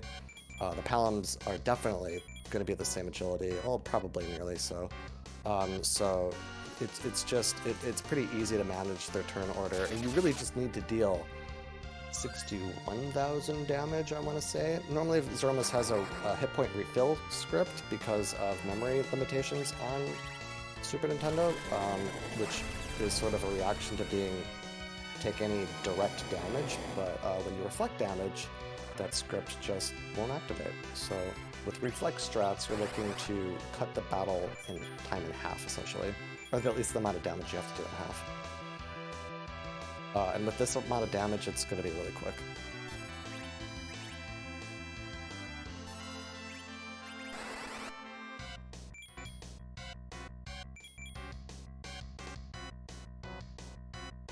Like Flurry took a couple of extra fights up here on the moon to another King Rune fight to get his characters to the final levels that he wants. Looks like he's going to go ahead and take the save out here and get into the Z fight for himself.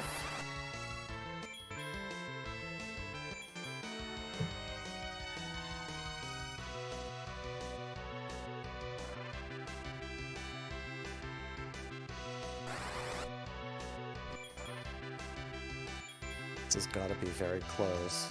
So I was surprised that last nuke didn't do it, because I'm pretty sure it's got to be this nuke by then, because he's putting out some excellent damage with those Halams and that Bridia.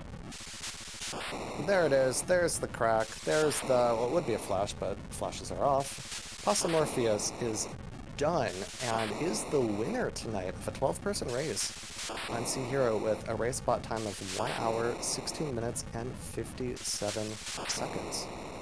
GG's to Possum, and we'll see if we can get him here for an interview. Absolutely. It does appear that the strategy of taking all those Siren fights early and just hollering up your characters paid off for him.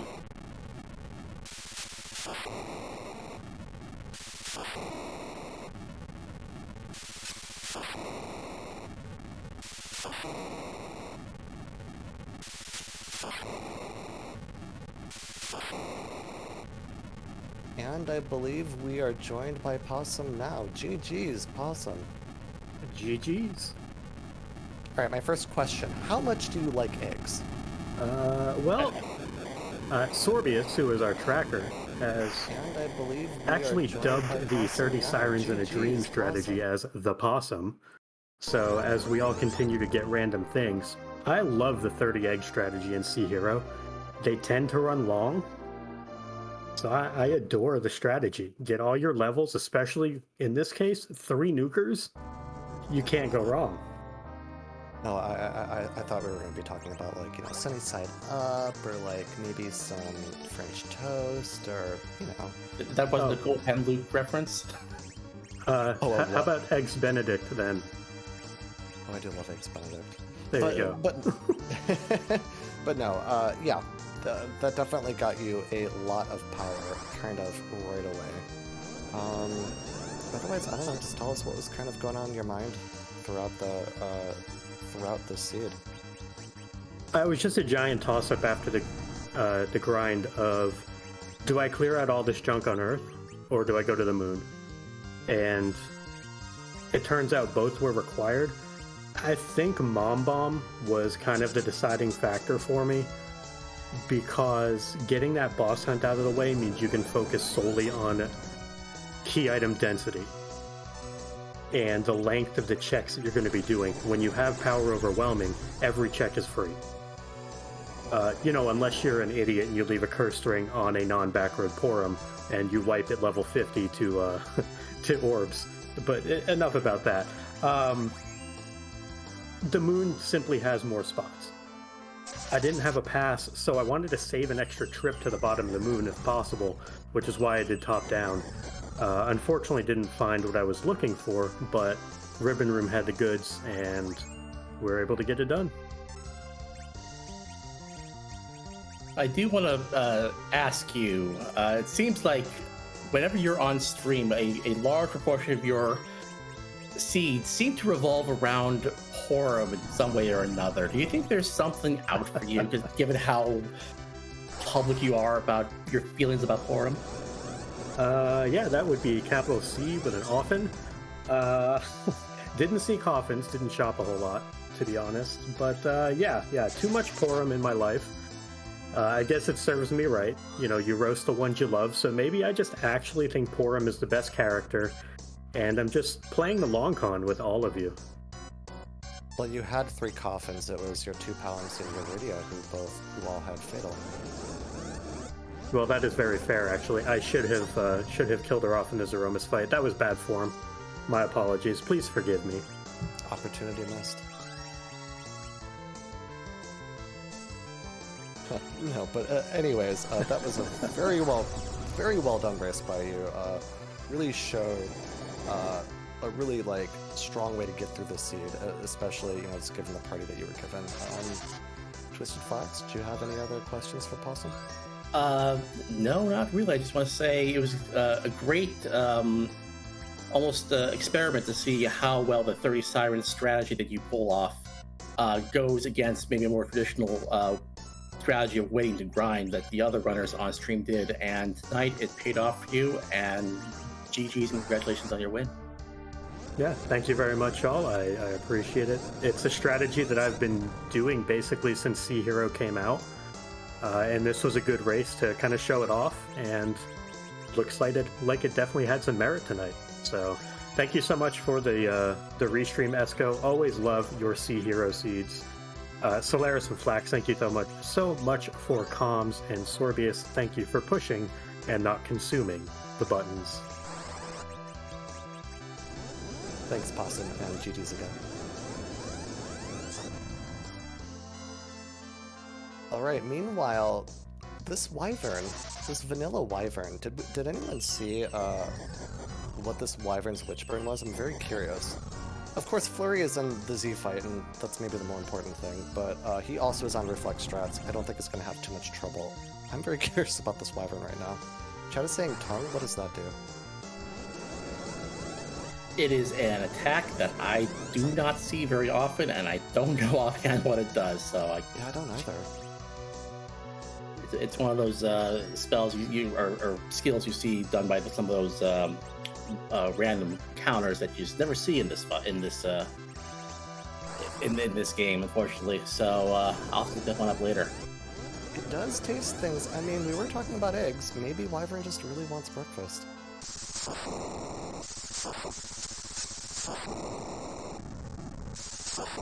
Also, was that a cursed ring from a lunar subterranean treasure chest? Yeah, it's that tier 5 possibility that when you get it in a very difficult boss fight, you always feel a little bad about. Meanwhile, that's the crack and the flash for Flurry, who has come in second place overall amongst 12 players with a race bot time of 1 hour, 23 minutes, and 13 seconds. GG's to Flurry. Very close behind Possum. We'll see if he is available for an interview shortly. And yes, check correcting, cursed ring, tier 4. Oh, tier 4. Even worse than I thought. I mean, granted, if you don't have a cursed ring until that point, you're very happy to find it, but otherwise you're thinking that could have been a heck of a lot better, even for a non-key item.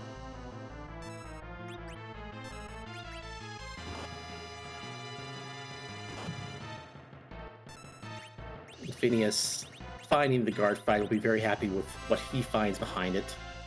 And meanwhile, Rex is doing some Warlock grinding, and I do believe we have just been joined by Flurry14, our second place finisher tonight. GG. Thank you. we're gonna pretend that sea fight didn't happen. Like y'all just y'all saw the crystal go off and then the flash. Nothing weird happened between that. No. I'm actually going to be honest. I think I missed. Good. If something astray happened, so true. It certainly did never happen. My first question for you, Flurry. Frog song. I tried, y'all. I saw the opportunity. And I was like, I don't think they have the boss bit. Maybe I can pull this off. And of course, Edward missed. But yeah, I desperately wanted to see Song of Toad happen on stream at some point in time, but alas, this was not the one. Maybe next time. But yes, that was for the fans. Was hoping we could get a Toad song, but it was not meant to be. Well, I'm deeply grateful you showed it off because I had no idea that you could even do that. That Eddie would cast that or sing that. As a there are occasional fights where it's actually really useful, but it's very, very, very, very niche. I always appreciate when people show off really interesting pieces of tech like that. So thank you very much for at least the attempt. No problem. This seed was very, very mage heavy early on, and you actually did find Kane to add to your party. But how did you feel about how the party shaped up, especially with a Porum hero? Boy, I would have really liked for it to be Palom hero, because then I don't have to worry about being at the sweet spot for mages, but also being at the not sweet spot for agility. And I was a little bit of a chicken, and it probably cost me a little bit of a closer match than it would have been, just because like Palom hits 28 agility at 57. So do I really want to do full reflect with 26 agility? Probably not. So yeah, that was a little bit of a bummer. Also thought there was a little bit of weirdness when it came to who was registering as the base magic stat for twin magic, because I'm used to bluff and then Porum in a lower party alignment spot, you do twin and it's good to go, and I kept getting like 200-300s. I'm like, I have a feeling this is CHero at work, so that was a bummer, but otherwise not too bad. Yeah, I know once you've got 3 or more twins, it just starts to get kind of weird. I mean, I know in theory that the person in the queue, I guess, that it has the highest priority would be the one who... Yeah, I just know once I have 3 or more twins, I'm like, well, I hope it works. Yeah, it's like I did what I did the last tournament and it wasn't working, so I was like, well, that's a bummer. But otherwise, I thought it was pretty generous. The moon gamble certainly paid off. I generally don't often leave that much on Earth undone, but I felt like with that many mages, a slingshot waiting to happen, It seemed like a good spot to demachine, so just went ahead and did it. And hey, first time every time, I guess. Yeah, you and Possum really had the same mindset. I will say Possum went about it a different way. Would you like to know how many sirens he bought? 27, 30. 30. Yeah, I know to get rid of there, it's 33. Oh, so he probably bought more. I So think he got rid of there. Yeah, it's a lot. yeah, if you're getting there, 33. Yeah, it's a lot. It's not fun. I mean, if you went that route, you had 3 newtcasters, and there's not anchors, whatever. There's not a lot that's gonna stand in your way. Yeah, so I mean, you two really had the same thought there of like just get nuke and try to run over the seat that way. So yeah, Lynn worked out pretty well for you there. Anyway, do you have any other questions, Twisted Fox? Not really. I just think you guys, you especially ran a very nice race, and GG's, and congratulations on your second place finish. Thanks. Yeah, I mean, Possum was really, really good. So nothing wrong with this place. And yeah, like CHero is definitely a flag that has grown onto me the more we've played it. It makes a couple places really scary. That sealed cave is terrifying. But yeah, this was a lot of fun. I appreciate you all taking the time to do the commentary and tracking of the restreaming. It's all great, and we'll catch you guys next time, I guess. Yeah, thanks for putting on a good show for us, and GG's again. Have a good one. Bet.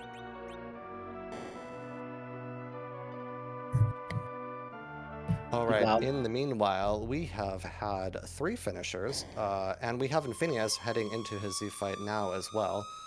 We've got Dr. Cossack, who finished in 3rd place, 1 hour, 25 minutes, 32 seconds. Here Ward finished in 4th place with a time of 1 hour, 27 minutes, 32 seconds, so 2 minutes afterwards. And then Rebon, probably pronouncing that name wrong, sorry, finished in 5th place with a time of 1 hour, 25 minutes, and 6 seconds. And GG's yeah, to all. those times also out in chat. Yep, GG's to all of our finishers so far. Again, out of 12 runners, so pretty good. Absolutely. Infinius is showing off that even though the chain only led to the pass, it is going to save a few minutes over Rex Banner. Infinius left the Baron Liberation just a couple minutes ahead of Rex, but because he doesn't have to walk down the subterranean like Rex will, he's going to wind up probably with the time, assuming that this Ramos fight goes well, about 5 or 6 minutes ahead of Rex. Yeah, I love that use of the pass. In the Final Fantasy IV vanilla game, the pass just like gets you to a room with a bunch of dancers. But the devs turning that into a reward that gets you instant access to Z makes for some pretty cool situations with routing and whatnot. So yeah, Infinius getting to take a little bit advantage of that at least.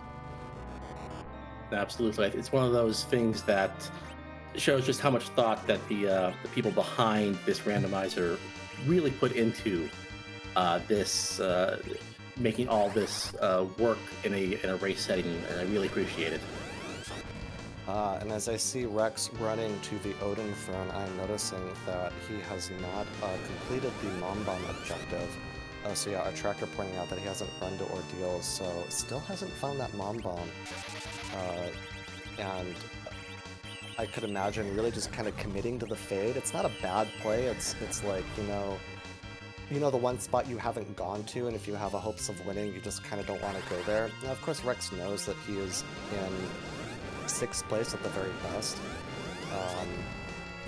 Sorry, I hit my microphone there, but yeah, so doesn't know where that Mom Bomb is, so it's going to keep making checks. Right, and he's got the power so that even a spot like this Ogopogo at this Odin throne really does not scare him that much. So he's not going to lose too much time in making checks like this, but eventually I'm sure he will head back over to Ordeals. Thankfully, it's only in the first spot, so he will go there, smack it down, get his crystal without that much fuss. On the other hand, I do see he's also missing the Legend Sword. That is at the...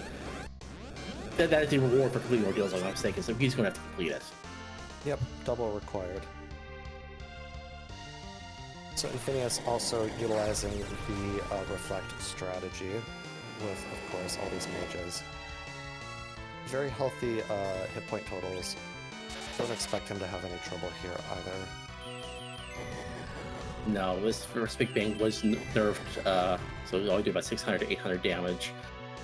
The amount of damage that Z throws out from the Big Bangs is mitigated by the amount of will or wisdom that you have. So these mages are usually very well protected from those really high, really scary, like 2,000 plus rolls. So even though their HP totals might be a little low for melee characters who don't have that kind of buffer, they should be able to survive a full Big Bang. Yep, and Infinius, we see, is just finishing. He is in 6th place, finishing with a time of 1 hour, 33 minutes, and 38 seconds. Get your GGs out for Infinius. And explain really quickly, we'll see if he's available for an interview. Also, this Z fight, you can kind of manipulate the script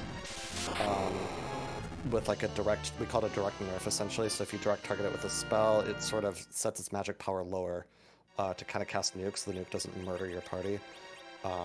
So that's why the Big Bang also for Infinius did only like 600 to each character. So it just makes it even that much safer.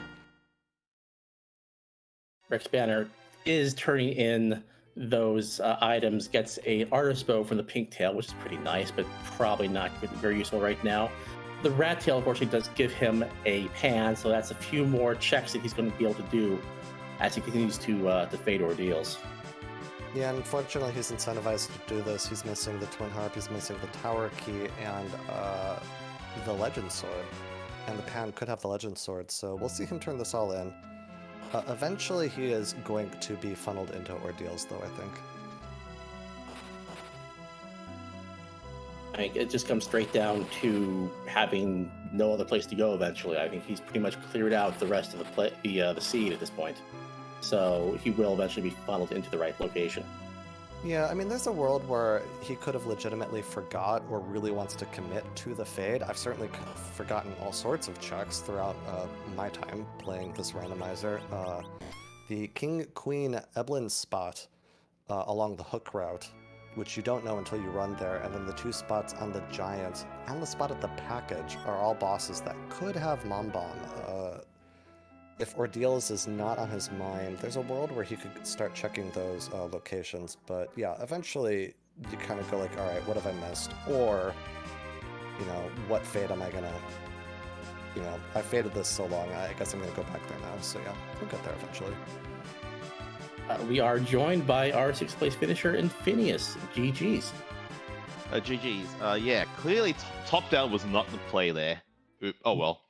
Unfortunately, today it was bottom up was the winner. Yeah, and oh well, I can't like that was my call. So yeah, yeah. Well, those things that happen sometimes. You know, you make a call, didn't work at that because my thing at the time was like, no one's done yet. I've already got 3 objectives. I'm just looking for a Baron hunt, and no one's done after an hour. So hour and a bit. So I figured that. Okay, I figured that people would go bottom up at that point, so I just chose to go top down instead. But clearly, I just outplayed myself there. Well, sometimes top down is the winning play. You just never can tell. You know, rando's going to rando. Yeah, like you know, I like by the time I committed to top down, like I don't think we had any finish. Like no, maybe Possum was finished, but like because I think Possum finished while I was grinding. So, but I don't know. Like at that point. At that point, it made more sense to me that given that no one else has done, it's probably top down. And boy, were those rewards something, right? Like there was a Dragoon armor, a second cursed ring. I even forgot. Also protect ring as well, right? Protect ring. Yeah, it's like Protect ring. If you had my webcam, I'm pretty sure if I was streaming with a webcam, you'd probably see me roll my eyes so hard it would have fallen out of my eye sockets or something.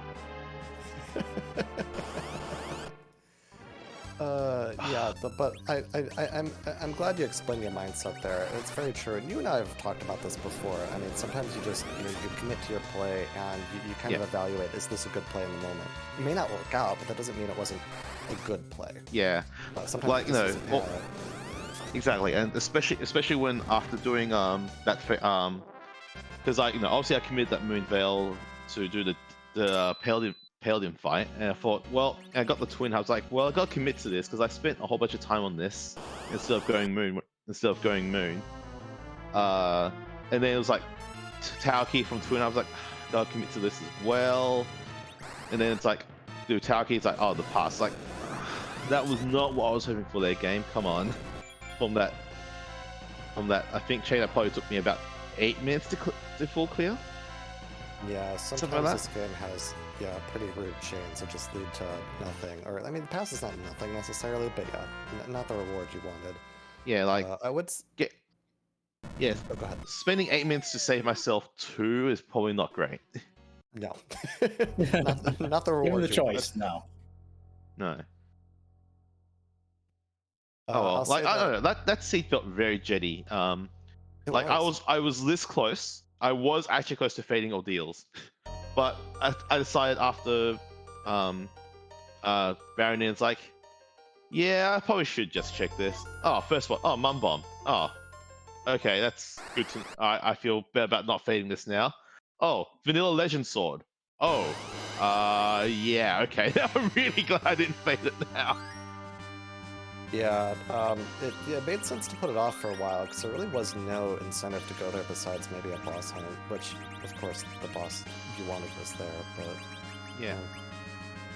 I'd say the major point of... Go on. Oh, I was just going to say, I think the major point of divergence really between you and the other two restream runners was they prioritized getting nuke on one or more party members like as soon as possible.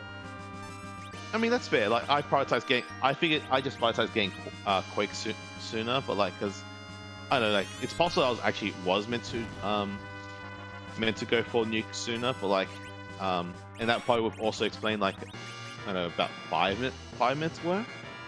But yeah. But even then, I still feel like I'm okay with my time, given that I also went top down essentially. Yeah, definitely, and that pulls them to the moon, being able to blow things up, and that top of tower into all that chain that you did. That could have been the play, and then exactly it would have been the winner. So yeah. Exactly. That was my other thinking was that because I figured if there was a teller on was it at the Lunar Dais or like in one of the free character checks, I would have thought that with Hourglass with Sirens for Sale and also Hourglasses, you just get rushed to the moon and then do moon while you're there, just full clear it. Yeah, lots of different ways you could have gone this seed for sure. Right, with the early Magma Key and the early Darkness Crystal, I mean, there were so many possibilities open that, there was just so many routes you could have taken. So absolutely, it's one of those seeds that if you don't find the exact right route, you could definitely find yourself in a bit of a loop. On the other hand, you can luck yourself into absolutely the correct path as well. So who can say? Yeah, Rando's got a rando. Just I'll just take my sixth place, and just move on. I don't think I played that seed poorly. Just the choices I made just didn't pay off as well as I would have liked. That's all. Yeah, definitely well run by you. I think that's it for me for questions. Do you got anything else, Twisted Flex? I just want to shout out your character names as well. I picked up on the theming there. I like it a lot. Okay, much appreciated, Twist. Because it's subtle at least. Yeah. You basically have to know. Yes. All right, but thanks to both of you for doing commentary. Thanks for Sorbius for doing tracking, and thanks for Esco for doing the restream duties. Much appreciated, because I know without your this would not be as entertaining as I'm sure it was. And thanks for volunteering for being restreamed. We always appreciate it. Yeah, no worries. I'll catch you all later. I'm about to have lunch. All right, GG's and Phineas, enjoy lunch. And, GG's. thank you for putting on such a good race for us. All right, have a good one. No worries.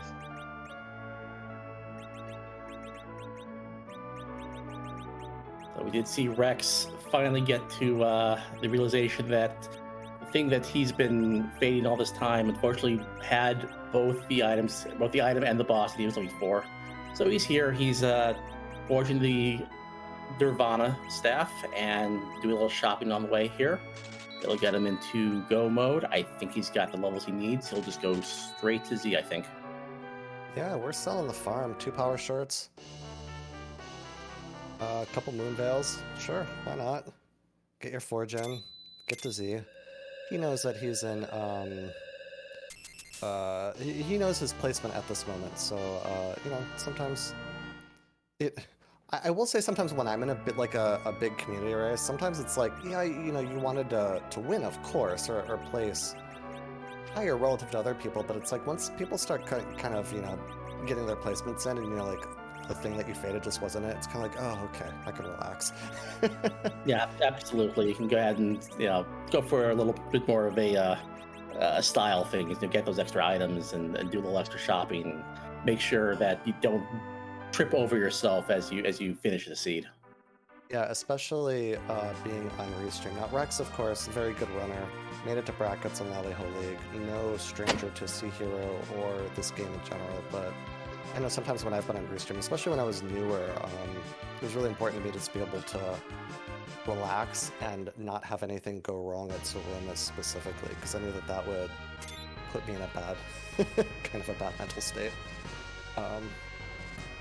There's things I think about, you know, kind of being in this spot. But yeah, like, it's time to relax and just kind of get through the rest of it. Right. You know, it's a great time. Since you don't have the pass, you're going to have to take this walk down through the subterranean to sort of get your mind in the right state for this Zeromus fight. Try to figure out what order your character's going to go in. Get your first moves in your head so you know when you're faced with it at the moment. You're going to be able to get through that fight, get everything set up, and get through it well. And to answer chat, the pass was from the tower key. Where was the tower key from again? It was the tower key, right? Actually, I could be remembering that entirely wrong. No, that's right. It was the tower key, which was from...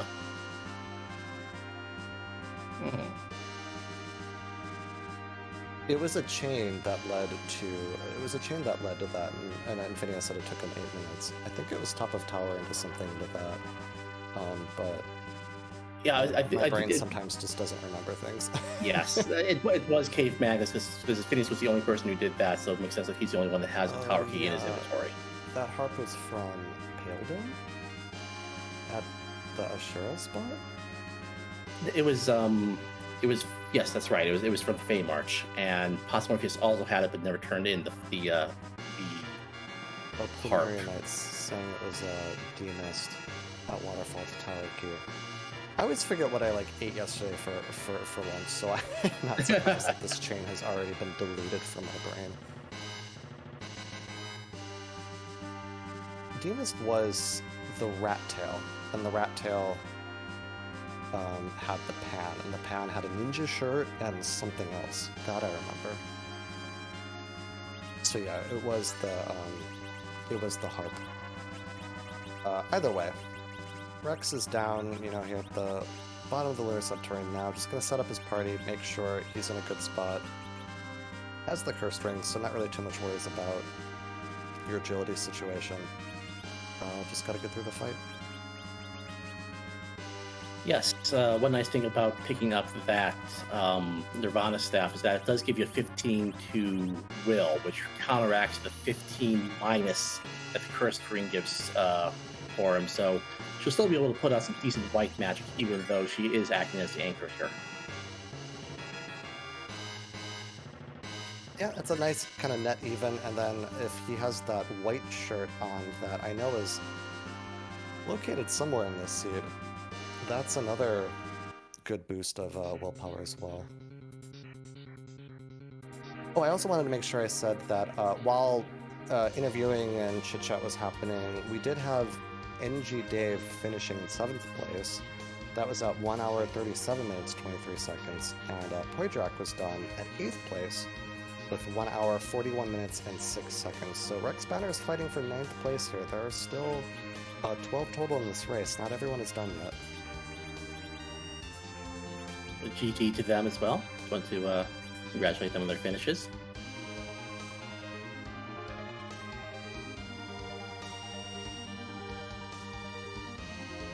And it looks like with both the Kane and the Young going in the front row, looks like we're going to be doing a bit more of the more hybrid strats than a strictly reflex strats that we've seen other people do. I could be wrong, however. We'll have to see what tack Rex Banner decides to take against Z here. Yeah, with the two power shirts, I don't think he bought the White Spirit, but he's got the Gungnir. I mean, he's in a pretty good spot to do that. I will say a good hybrid strat is a little bit slower than a good reflex strat, which is probably a little bit slower than a really good full Berserk strat, but they're all pretty close in time, especially at this point when you've got these levels. Like, either way is going to be pretty safe. I don't know if we've picked up any Bacchus wines along the way. I don't remember seeing them in any shops, which would mean that Porum's the only person who can cast Berserk here. I don't know if that's going to be an issue. That is true.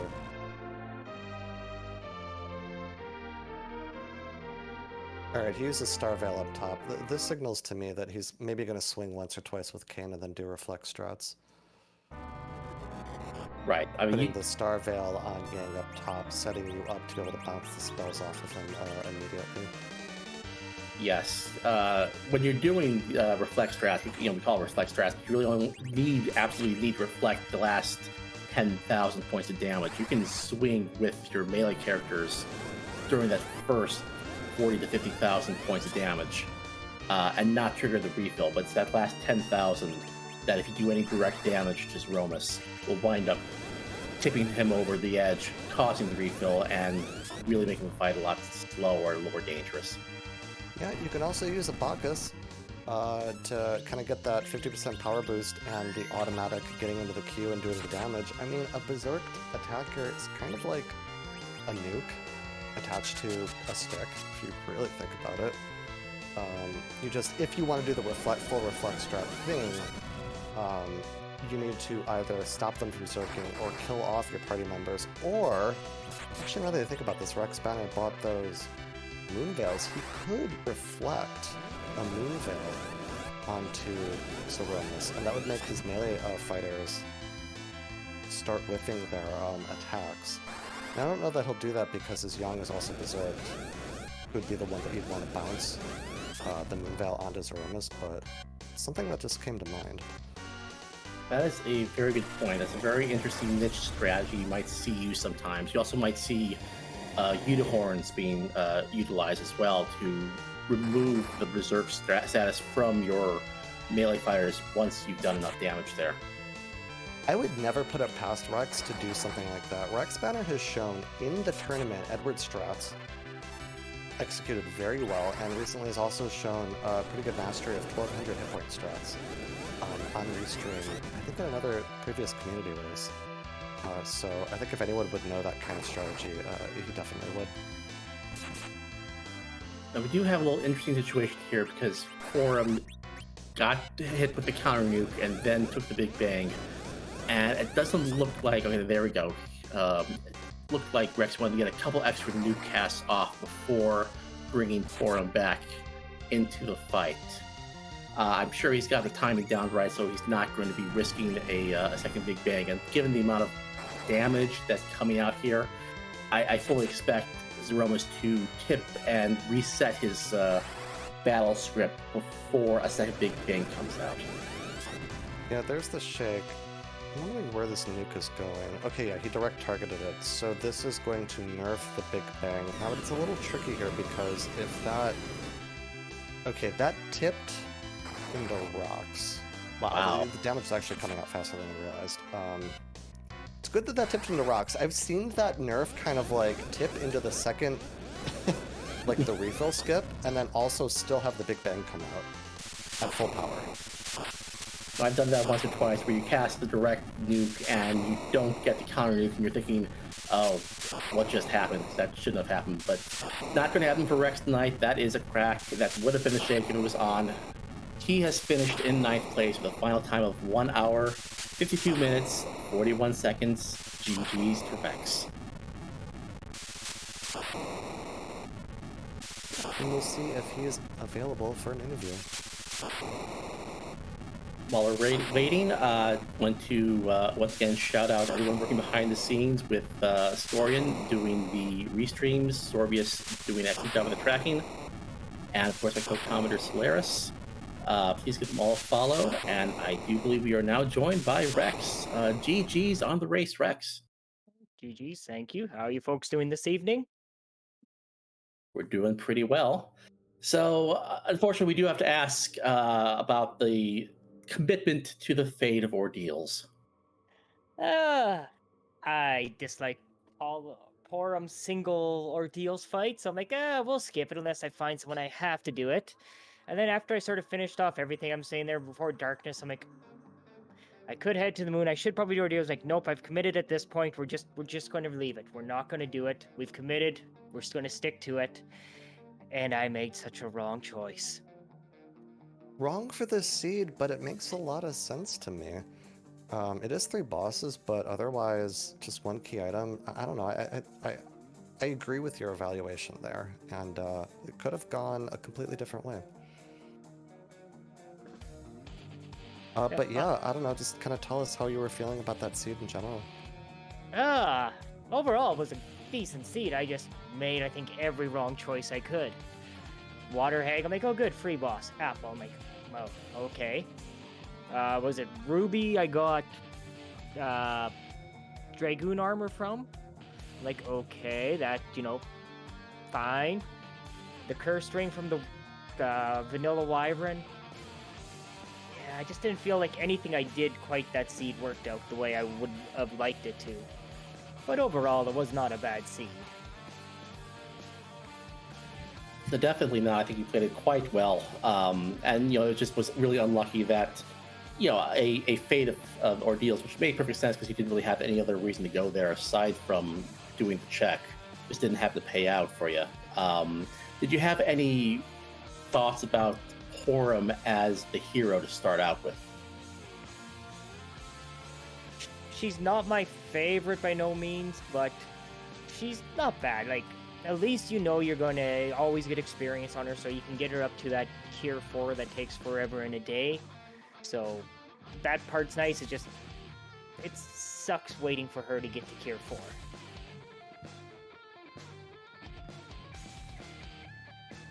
And without finding a heroine robe, her damage is not that great. Even with that samurai bow I found, I don't think it was enough without the heroine robe to make her my main damage.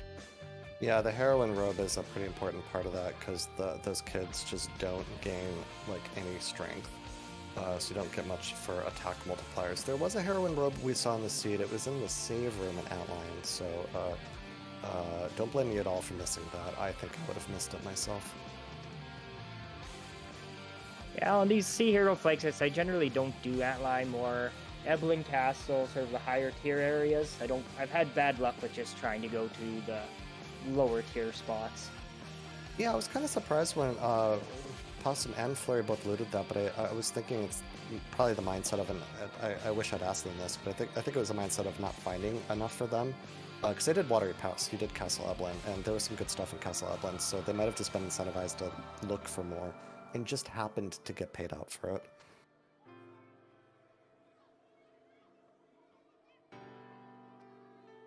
But yeah, do you have any other questions, Twisted Flax? I don't. Just once again, GG, and aside from the fate that just didn't pay out, I think you did a great job tonight. Congratulations, and good luck in the future. Alrighty, thank you, folks. Thank you, everyone, for doing this. Thanks, Esco, for the restream.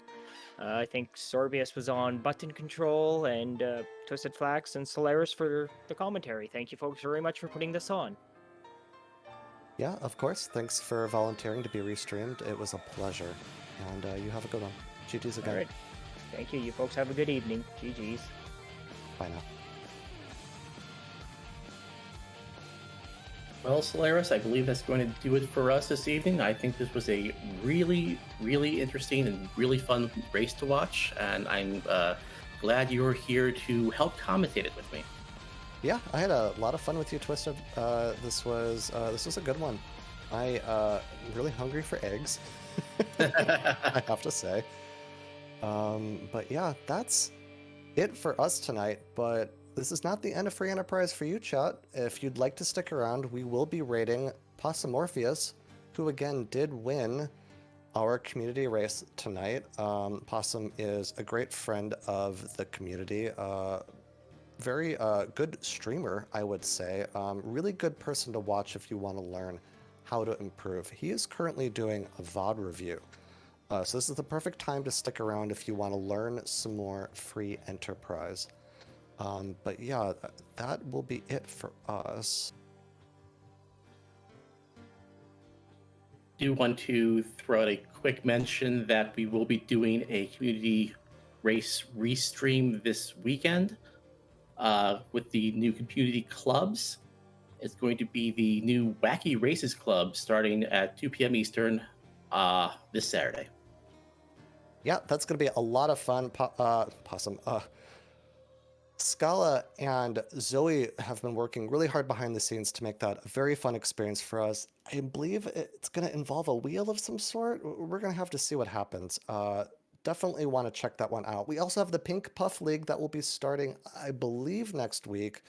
Come to our Discord if you want to see more information about that. But if you're a newer runner, that is your perfect time to come join, play some Kinder Flag sets, and just learn with other newer players like yourself.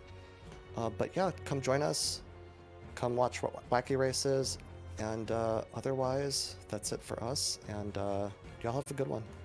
See you next time.